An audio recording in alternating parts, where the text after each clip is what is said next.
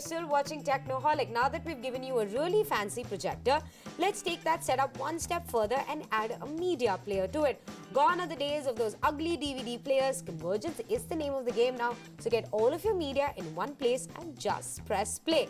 We're going to have a media player to do just that today, and this is the iOmega ScreenPlay DX, which Sagar has been playing with for quite some time now. But before we get to his review, check out the specs.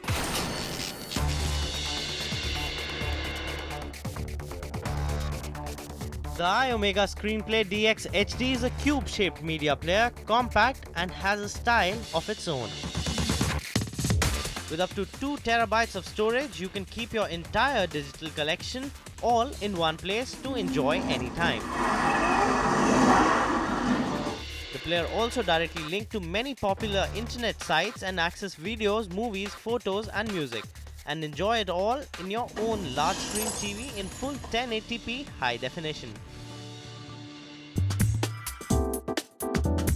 The ScreenPlay DX offers extensive audio and video format support including WMV, RMVB, MPEG 1, 2, 3 and 4, DivX, DivX Plus and almost any format under the sun.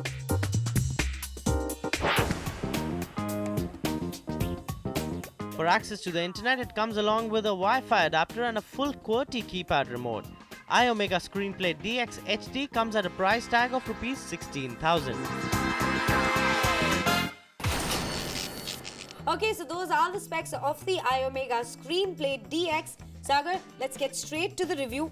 When I first saw this, I think this is a very interesting concept. It's been there around for a while, but this is 1 terabyte. I don't think you need anything more. Cool part about this player is the fact that, most of the players like these or hard disks like these have a lot of people think that this is going to take a lot of technology. It's going to be very tough to install. It's not really for the non-tech savvy people. Yeah, but this player is very, very simple. You take it out of the box, you hook it to a power supply. All you need to do is to have a HDMI cable which runs to a TV, which is what is exactly happening in our setup, and you are ready to go. The other thing is obviously you have to put out this USB dongle in it, which makes the Wi-Fi. It does support Wi-Fi, but the dongle is just old school. Yeah, it looks more like an afterthought, but it works. So now the best part about this is that it's got 1 TB of space. Now that's all the music, all the movies and all the pictures Everything that you could possibly store and possibly want to view on one television with as many people as you would want to view with.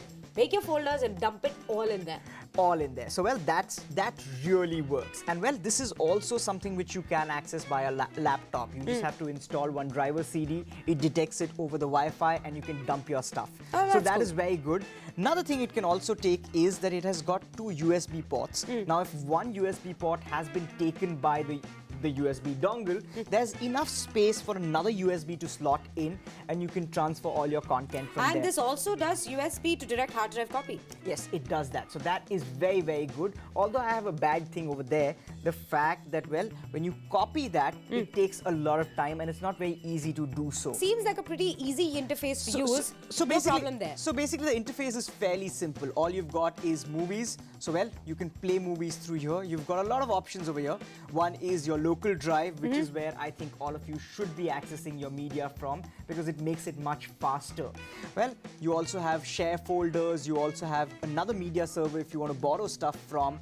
And well, that's about it. And you can play mostly all the formats you throw at this hard drive. It does. Well, it can also play Blu-ray rips. So that is pretty cool. Oh, that's fantastic. That's fantastic. Most of us download Blu-ray rips from the internet, so this makes perfect sense there. Another thing is, obviously, you've got your pictures. Now, the pictures also look pretty nice. It takes a bit of time to load, but once it does that, there you go. That's nice. Obviously, it does music also pretty well. Let me play something for you.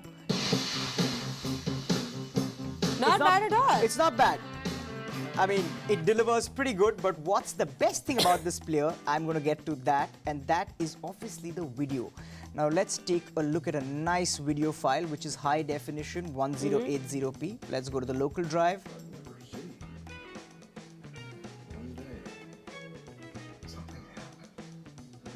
Okay, so there you have it, Radhika. Pause it.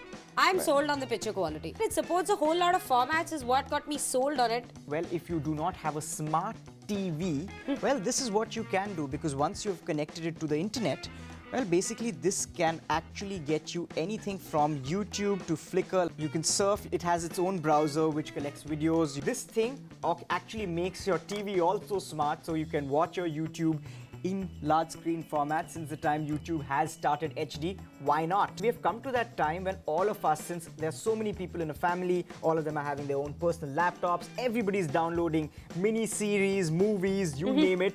I think something like this is very, very important, where you store all your data and you can put it to a screen and you can all access. Okay, Sagar, we've said all nice things about this device, but no device can be perfect. So let's get to the bad stuff. I'm thinking the remote is not your best friend. Well, this remote, although in concept looks pretty, it looks It pretty actually nice. looks very similar to the Google TV remote, except just smaller. Yeah, it's pretty nice. You know, you've got a full QWERTY keypad, but well, there is one very, very big problem with it. Now observe. Okay, when I do this, the menus are moving. But well, when I do this, nothing happens. It just has to be straight. You have to point it towards that. Now, well, this wouldn't have been a problem in a classic remote, but most of the times when we are typing like this. We are never typing like this.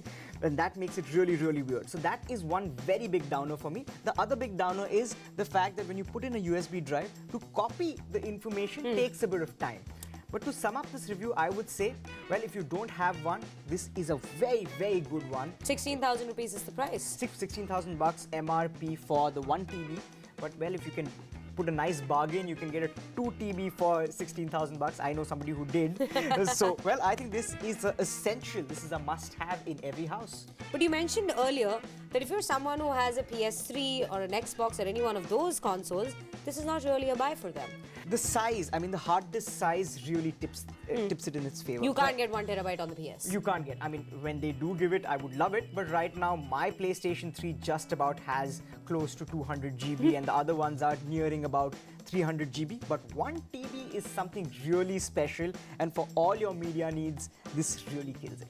Alright, so the final verdict on the iOmega ScreenPlay DX is that for 16,000 rupees, this is a complete buy.